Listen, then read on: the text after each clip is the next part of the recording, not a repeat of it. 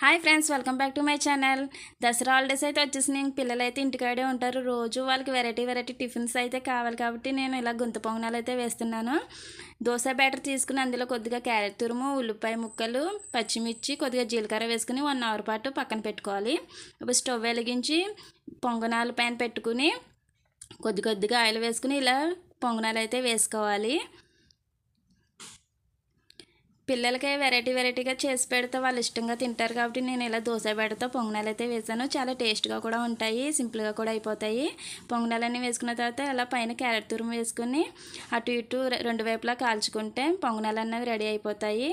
ఇవి మళ్ళీ తీసుకుని అదేవిధంగా మళ్ళీ ఇంకొకసారి పిండి వేసుకుని మళ్ళీ క్యారెట్ తురుము వేసుకుని అటు ఇటు కాల్చుకుంటే పొంగనాలు అన్నవి రెడీ అయిపోతాయి ఫ్రెండ్స్. అంతే ఫ్రెండ్స్, చాలా సింపుల్గా వెరైటీగా పిల్లల కోసం నేను ఇలా అయితే చేశాను. నా వీడియో కనుక నచ్చితే లైక్ చేయండి, షేర్ చేయండి, కామెంట్ చేయండి.